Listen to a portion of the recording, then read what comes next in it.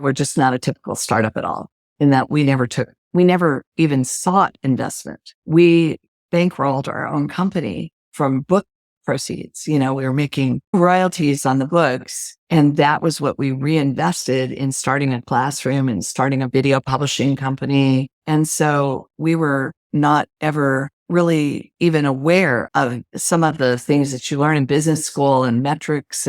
But we were looking at our own metric, and our own metric was, can we pay our bills? Can we pay our employees? I think you'll talk to any founder who's been through that process, and it's founder syndrome where suddenly you're not in control, even if you've kept the controlling, we had kept the controlling shares and really didn't realize when we took on our first investors that we were going to lose control over our CEO. And, really his goal at that moment, once we had investors, was to have a spectacular outcome, either go public or sell a company. And that became the driving force. That had never been the driving force of our company. So it really changed the ethos, and it changed the entire organization. And, it was very hard on myself and Bruce because I just don't think we had seen that coming, even though we probably should have. We knew when we took on investment that they're not doing it out of kindness. This means you're going to have an exit. But we didn't realize it was going to mean that we lost control, and we did. And it wasn't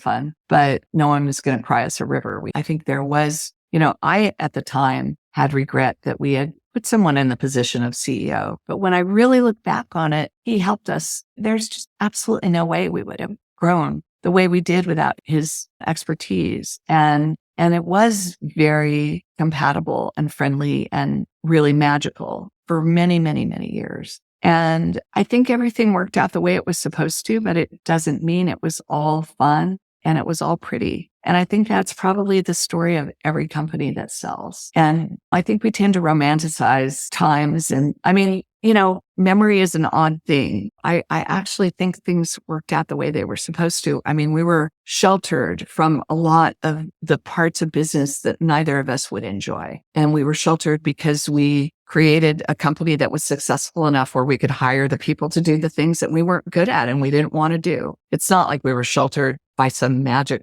potions.